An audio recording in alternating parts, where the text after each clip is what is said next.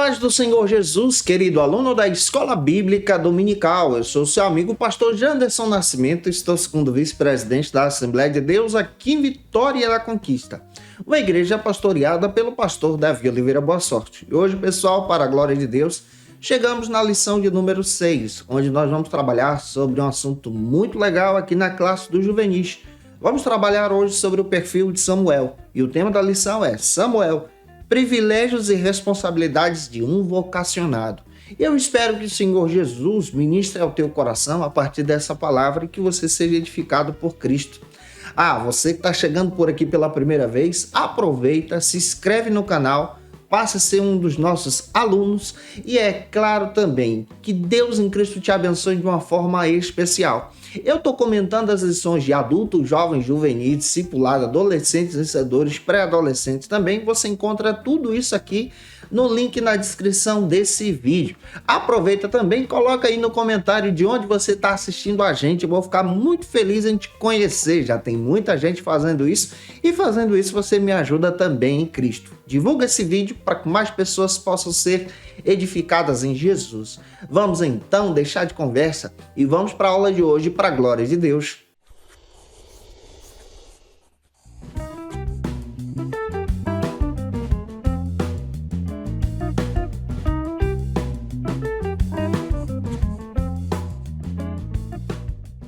Hoje nós chegamos na lição de número 6 aqui da classe dos juvenis, onde nós vamos trabalhar sobre o seguinte assunto.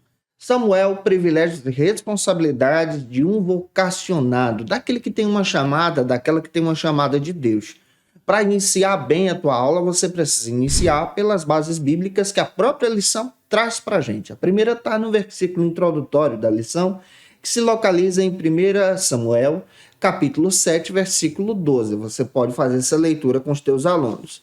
Depois, faça a leitura bíblica em classe, que se localiza em 1 Samuel, capítulo 3, versículo 1 ao 10. E deixa Deus te usar na escola bíblica dominical da tua igreja. Hoje nós estamos analisando mais um perfil de um vocacionado dentro da Bíblia. Estamos observando especialmente o perfil do profeta Samuel. O profeta Samuel que marca o Antigo Testamento. Ele é um profeta que é chamado por Deus e vive também uma fase de transição histórica dentro das páginas da Bíblia. Se você observar muito bem, analisando o período histórico do profeta Samuel, você percebe que ele é o último dos juízes que é apresentado dentro das Escrituras. A partir dele, nós percebemos agora que se inicia um novo processo dentro da cultura de Israel, especialmente um novo processo político. Se inicia após Samuel o processo da monarquia dentro de Israel.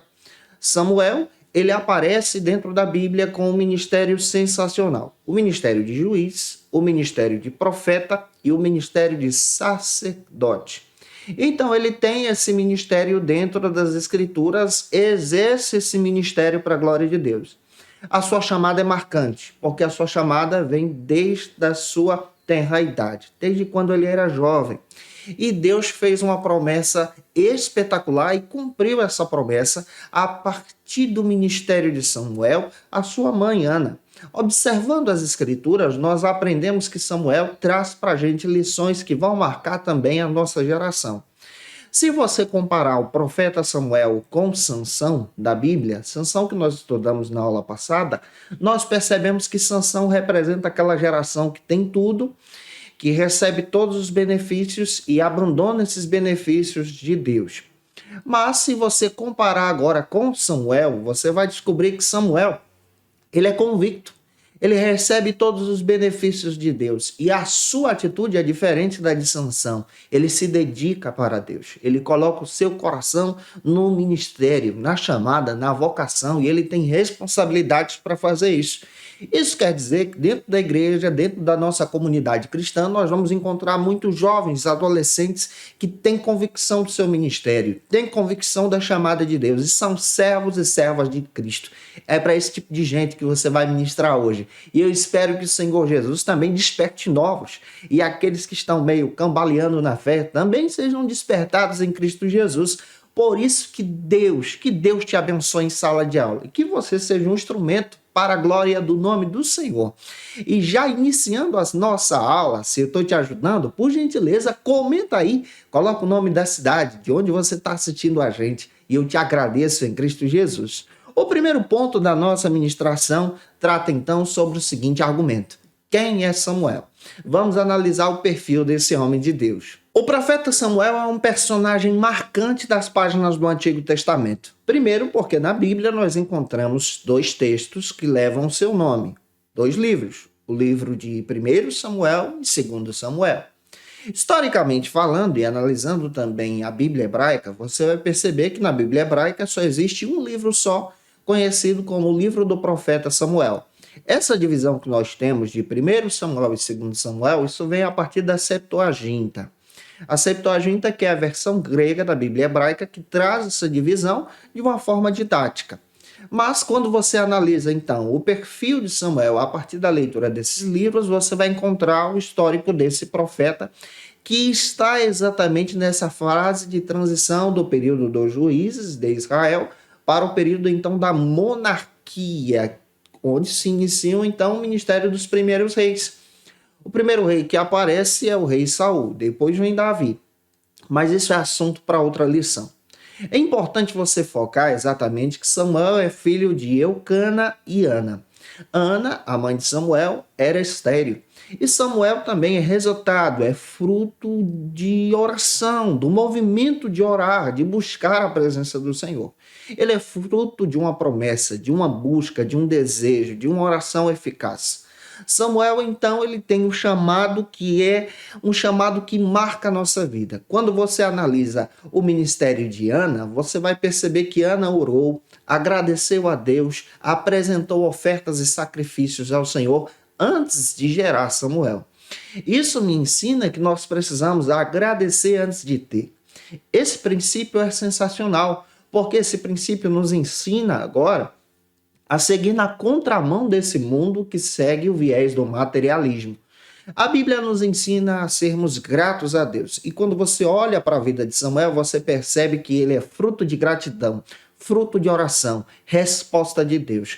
Pegando isso, você já pode até aplicar na vida dos teus alunos. A nossa geração também é fruto de oração. Muita gente orou por esses adolescentes. Tem muitas pessoas que continuam orando por essa equipe abençoada que você toma conta na escola bíblica dominical, para que Deus levante esses adolescentes como instrumentos na sua mão para marcar essa geração. Essa geração tem um potencial sensacional como o potencial que Deus deu a Samuel.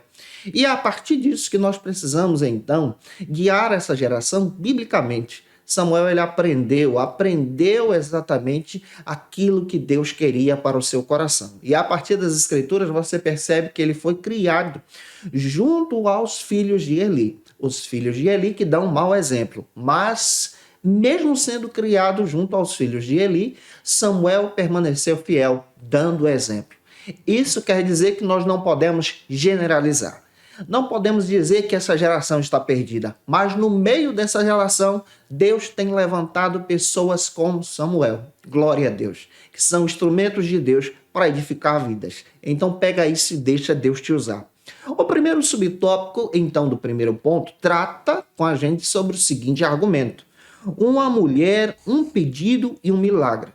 Especialmente a partir da análise da oração de Ana aqui. Quando nós analisamos, especialmente o livro de 1 Samuel, capítulo 1, versículo 1 ao 11, você vai perceber que Ana está envolvida em oração.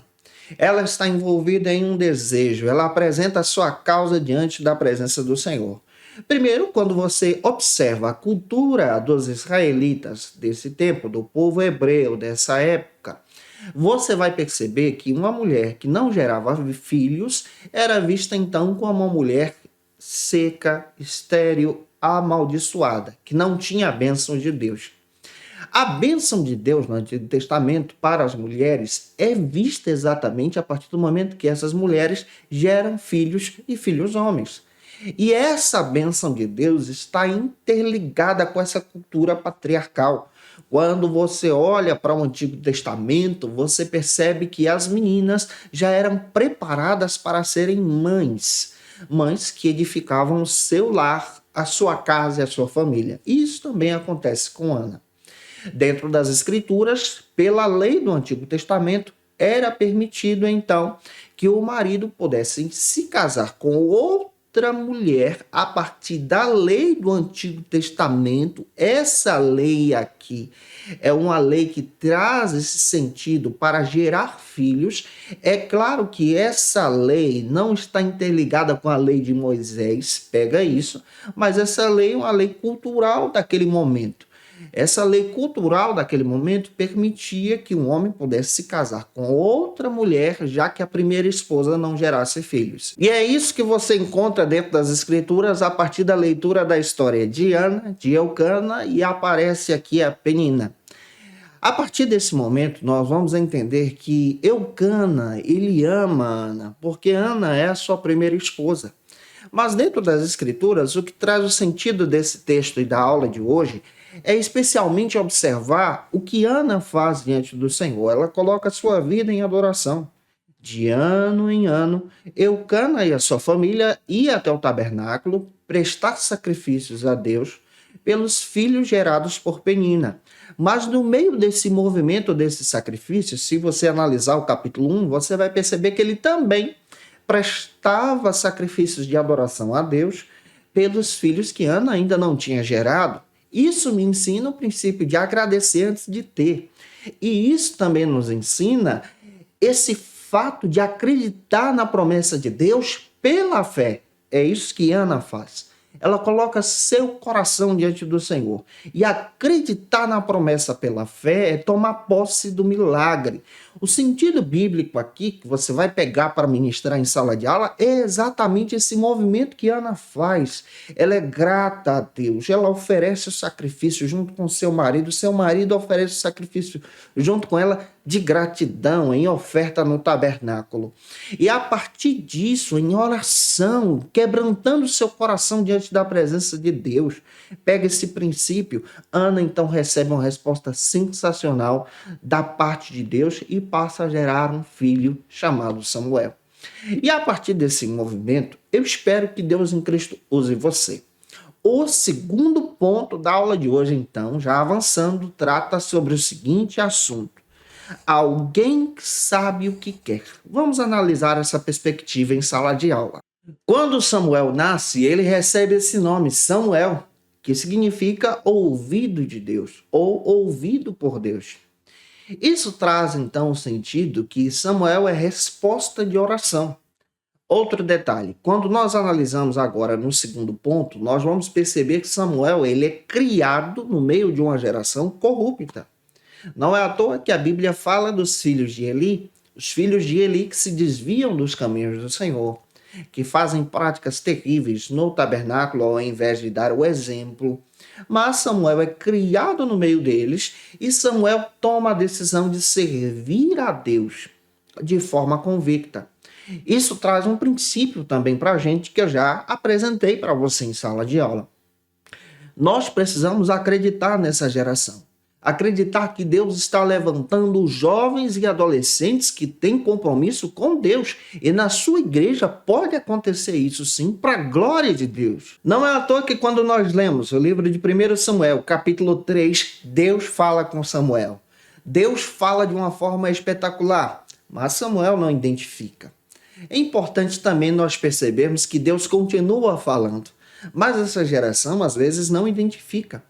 Os nossos jovens que têm uma chamada de Deus, às vezes ficam perdidos pelo fato de não conhecer as experiências com Deus. E é por isso que você, como professor da Escola Bíblica Dominical, deve agir como Eli, orientar, guiar, direcionar. Samuel precisava da direção de alguém, precisava da orientação pastoral. E ele teve essa orientação pastoral. Todo jovem e adolescente que tem uma chamada de Deus e tem uma convicção sensacional desse chamado, que recebe revelações de Deus, também precisa ser orientado.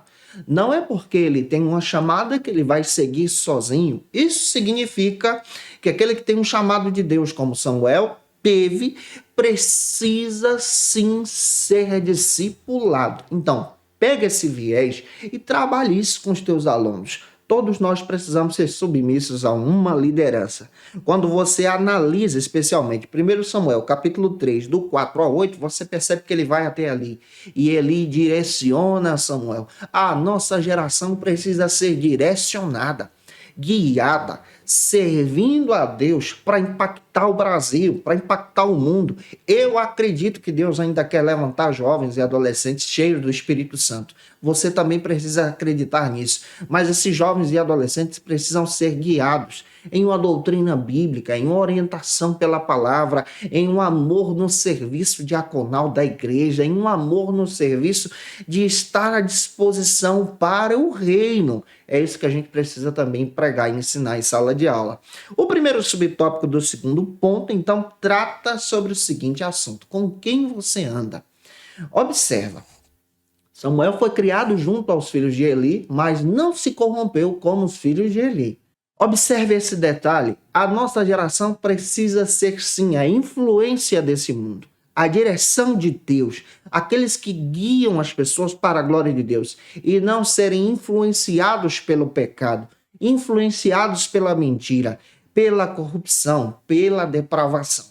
Tem muita gente agindo em pecado com as coisas de Deus, como os filhos de Eli, na nossa geração.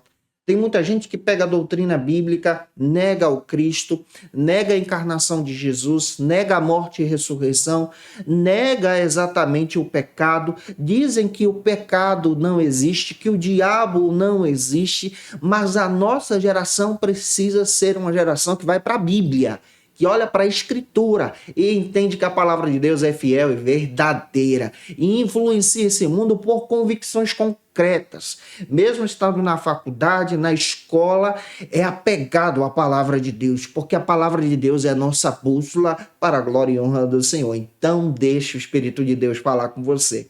Se eu estou te ajudando e você conhece alguém que precisa muito assistir essa aula, manda esse vídeo aí para ele, para ela. Deixa o teu likezinho, porque me ajuda, e se inscreve também no canal. O terceiro ponto trata, então, sobre o seguinte assunto aqui na nossa EBD. Icabor ou Ebenezer? Que aplicação sensacional que nós temos aqui. Dentro das passagens bíblicas, especialmente do livro do profeta Samuel, nós encontramos uma geração que é uma geração que é guiada por Icabor. A palavra Icabor, ela é derivada de um nome que é dado a um dos netos de Eli. Isso significa, nesse termo, que foi então embora a glória de Deus. Foi-se a glória de Deus.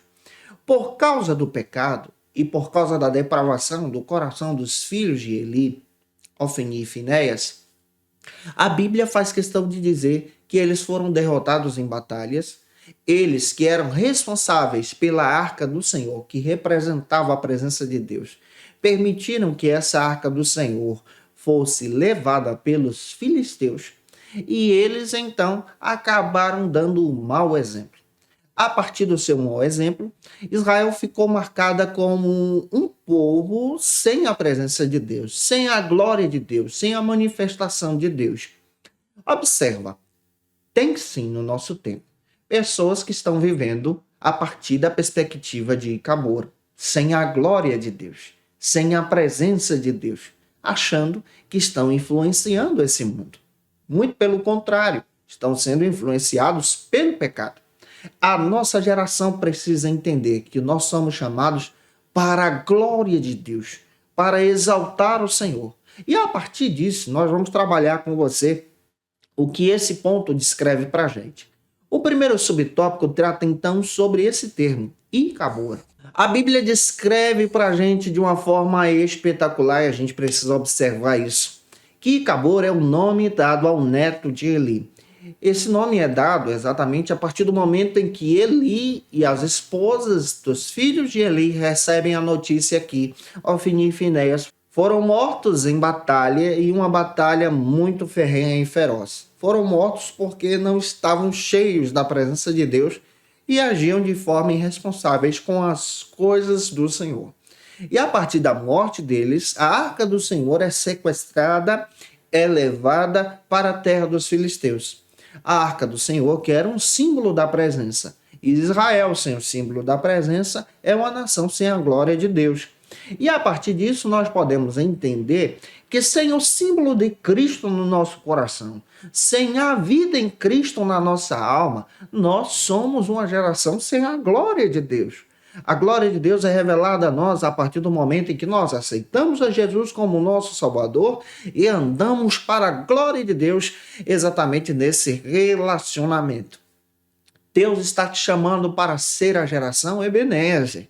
O que é a geração Ebenezer? Vamos entender isso a partir da perspectiva, então, do segundo subtópico do terceiro ponto, que trata sobre esse termo, Ebenezer, que foi dito pelo próprio profeta Samuel.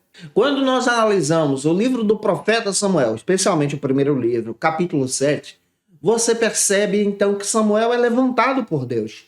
E em meio a uma batalha contra os filisteus, Samuel toma uma atitude de adoração, mas ao mesmo tempo ele está pronto para a guerra. E a atitude de adoração de Samuel marca aquela geração.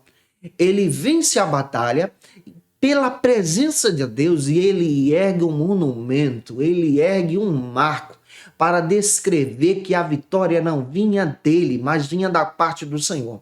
E esse monumento e esse marco da geração de Samuel também precisa ser erguido, porque esse evento Ebenezer significa que até aqui nos ajudou o Senhor, que a glória de Deus é que nos sustenta.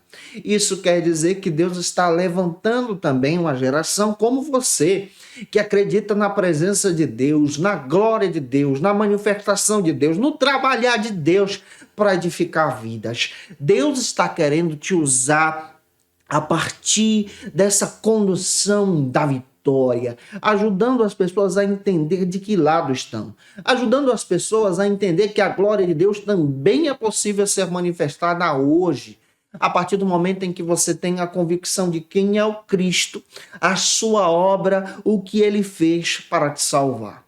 E é isso que Samuel traz como exemplo. Ele conhece o Deus de Israel, ele vive para esse Deus de Israel e ele sabe que esse Deus de Israel trabalha em favor do seu povo quando esse povo toma uma atitude de fidelidade.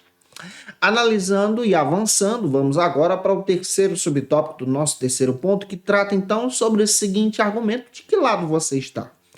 Você que é jovem, adolescente, servo de Cristo, professor da escola bíblica, professora, de que lado você está? Da geração pessimista, que olha para essa geração e diz assim: olha, não tem jeito, Deus não vai levantar, esse povo perdeu a glória de Deus, já não sente a presença como antes, como épocas passadas. Ou será que você vai estar do lado da geração que enxerga a glória de Deus e diz: Ebenezer, Deus vai levantar esses adolescentes da igreja. Eles dão trabalho hoje, mas vão ser uma bênção de Deus. Deus vai levantá-los para a glória de Deus. Deus vai capacitá-los como instrumentos na sua mão. Deus vai dar vitória para essa geração da minha congregação. Eu acredito nisso. Então você pode trabalhar a partir dessa perspectiva também, em descrever a importância do chamado. Efésios capítulo 4, versículo 1, fala sobre isso. Que tipo de chamado você tem? Esse chamado que é um chamado para a glória de Deus ou um chamado que só enxerga os problemas? Qual é o seu? Vamos avançar então para o nosso quarto ponto, que trata agora sobre o seguinte assunto: um chamado que nos move. Nesse quarto ponto, é muito importante que você em Cristo tenha essa visão, que todos nós somos chamados por Deus. Existem duas perspectivas sobre o chamado. Primeiro, a primeira perspectiva é o chamado universal, galera. Isso quer dizer que Deus chama a todos para a salvação. Todos nós fazemos parte desse chamado. O sangue de Cristo nos chama para esse chamado. Mas há também o chamado específico, sobrenatural, que Deus separa pessoas para obras específicas, e esse chamado que nos move também. Esse chamado que nos chama para obras específicas também pode estar acontecendo na vida do adolescente que congrega contigo na igreja. Isso fala exatamente da nossa jornada em servir a Deus. Esse Deus que cuida do seu povo, esse Deus que nos impulsiona, esse Deus que nos direciona, e esse Deus também que quer usar você. Para finalizar, o primeiro subtópico do quarto ponto, então, trata sobre a lei da semeadura. O que é a lei da semeadura? A Bíblia descreve para a gente que a lei da semeadura é aquilo que você planta, você colhe. Então, se você é um adolescente de Deus, servo de Cristo, que ama ao Senhor e agora está plantando dedicação na obra, serviço de Deus, serviço diaconal, adoração a Cristo, você vai colher isso para a glória de Deus. Esperança nessa geração, você vai colher isso para a glória de Deus. Mas se você planta pecados, mentiras, depravação total na tua alma, infelizmente você também vai colher isso. Para que você possa estar livre dessa situação de juízo, se arrependa, coloque a tua vida na direção de Deus, envolva o teu coração com a presença de Jesus e que Deus em Cristo abençoe você nessa escola bíblica dominical, que a tua aula seja extraordinária para a glória de Deus. E se eu ajudei você, se essa aula foi edificante para a tua vida, por gentileza, tira uma foto, me marca no Instagram também, tem uma galera fazendo isso, eu fico tão feliz de repostar aí as suas postagens em Jesus. Só por gentileza, coloca aí teu comentário, se eu te ajudei, comenta também, porque me ajuda, se inscreve, deixa o likezinho. Se tu conhece alguém que precisa assistir essa aula, envie esse vídeo para ele ou para ela, em Cristo Jesus, e que Deus te abençoe de uma forma sobrenatural. Se você está afastado de Cristo, de repente perdeu a glória de Deus, eu quero dizer para você que Jesus te ama. Volte para Cristo. Seja uma geração Ebenezer como Samuel, que seja servo e serva de Jesus. Olha, Deus tem um plano na sua vida, e se você quer retornar para Cristo, você pode escrever no comentário abaixo, eu quero Jesus. Nós vamos orar por você, interceder por você, e Deus vai realizar uma obra sobrenatural na tua vida para a glória e honra do Senhor em Cristo. E como dica de leitura dessa aula, eu quero indicar para você o texto do Bill Hybels, Chamados para Liderar.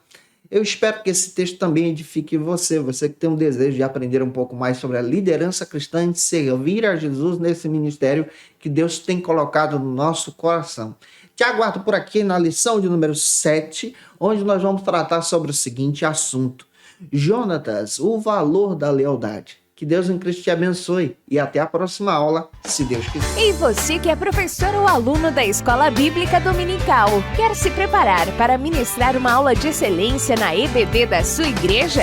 Inscreva-se no canal do YouTube do pastor Janderson Nascimento, onde você vai encontrar aulas, subsídios e recursos das lições bíblicas da Escola Dominical.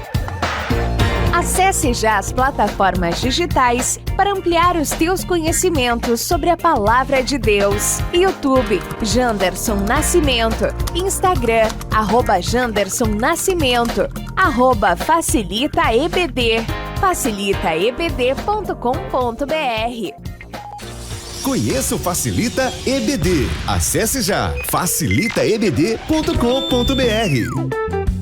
Uma plataforma exclusiva para você que deseja aprimorar e dinamizar as suas aulas da escola dominical. No Facilita EBD você encontra subsídios bíblicos e teológicos para dinamizar as suas ministrações na escola dominical, cursos bíblicos para aprimorar e te ajudar na sua leitura completa da Bíblia, treinamento dinâmico para professores e líderes da escola dominical. Tá esperando o quê para ser um dos nossos alunos? Vem pro Facilita EBD e torne-se um dos nossos assinantes. Acesse já facilitaebd.com.br.